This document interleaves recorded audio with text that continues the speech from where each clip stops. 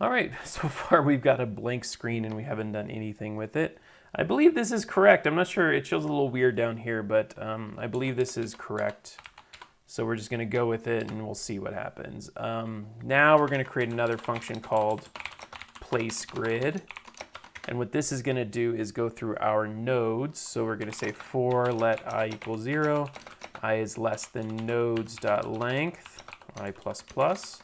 We could use rows and columns again, but since we have our nodes generated, it's a little cleaner to go with that. For let j equal 0, j is less than nodes 0.length. So we need to go through the first one of these, j plus plus. And then this is where we're going to start actually placing our grid here. So what we need to do, let me see here. We're going to say let size equal 8. And this is just going to say the size of our nodes. I could base this on, actually, let's do that. Let's say assets.image. Doesn't really matter. We'll use bomb.width. You know, just in case someday I decide I want to go 16 instead. I do know they're always going to be square, so I don't need to get length and height. I can just do size because I know they're going to be perfect squares. It would be a very weird Minesweeper game if they had different sizes than, or not squares. Anyway, what we're going to do now is, since we have the size, we need to place them based on the size. So I'm going to say let x equal, and our x position is going to be, if we remember right, we need an x offset and a y offset. I'm going to fix these later because I actually want to place them in the center, but I'm going to have to do some calculations. I don't want to do it right now. So for now, I'm just going to make the x offset. I know to push it over into the grid, it's going to be 8 or 4. So let's do 12 so that I get a little space there, and we'll do the same for y offset. Just so it pushes it down a little bit, and that'll keep our grid on here. So x is going to be j times size plus x offset. And that's going to give us our x value, because this is going to be changing 0, 1, 2, 3, 4, 5, and so on. And then y is going to be I.size plus y offset. Okay, so now we've got our x and y.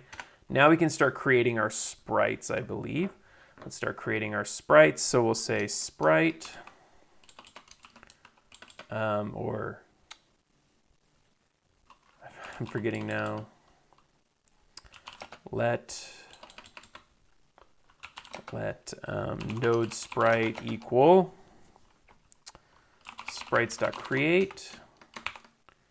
And then our image, this is where we need to use our get image function. So we have a node associated with this. So we'll say node I j.get image.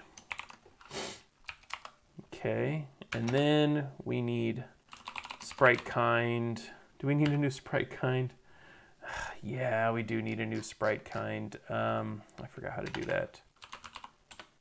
Namespace sprite kind, something like this. Export const. Hold on, I'm gonna have to reference my previous work here. So give me a second, because I forgot the exact syntax for this. It's hard to remember all this stuff off the top of your head. I was close. Node equals sprite kind dot create. There we go. Okay, so now I don't want to call this the same thing as this. So how about I don't know, block. Let's call it block. Just because I don't want it to be named the same exact thing. It shouldn't cause any conflicts, but just to be safe, we'll call it a block instead. It doesn't really matter what kind it is in this case. And this needs to be nodes, not node. That's why we're getting that error there. Okay, and then now we've got our sprite, we've got our x and y, so we're going to say node sprite dot set position x, y, And if we did this right, and we call this function, let's see what we got here. Boom! Look at that beautiful stuff. So let's see what happens if we just do something like true on revealed instead of false, and then we rerun this. Look at that, they're all revealed. Let's say we do false and we say true to flagged. Look at that, they're all flagged. Let's say we have false. Say we have false and we have true, and then we just force the bomb to be true.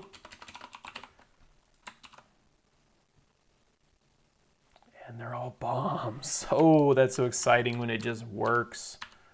I was definitely expecting that to fail right off the bat. So this place grid function, we're gonna have to actually constantly call over and over again because the grid state is always gonna be changing.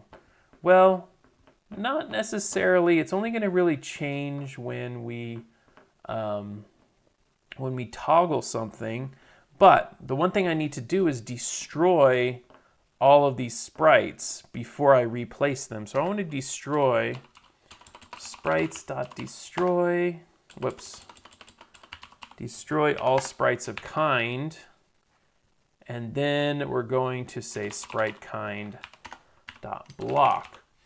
Now, this is going to prevent us, the reason why we want to do this is because when I call this function again, eventually, if I keep calling it, it's going to keep replacing it over the top over and over and over again. And we're going to have an issue where we're going to have way too many sprites on the screen, like just layers and layers of sprites here, and it's going to actually bog down our system. So by destroying all the sprites and then replacing them, I can update the grid over and over without ever having any issues. So we're destroying them all first, and then we're replacing them. And that way, if I put this inside of here, it's actually not going to cause any issues because it's fine. It's just going to be replacing the grid over and over and over again, and that's totally fine. It's not hurting anything because I'm destroying my sprites. If I didn't have this here, I would probably hear my CPU starting to wind up right about now, and we could crash things. So be careful with placing sprites continuously forever. It will end up causing some issues for you. Let me see if we can calculate where to place this. This is kind of tricky. How do we figure out the math? I think I'm going to do the math, and then I'm going to come back and explain the math that I did to kind of center this whole grid here.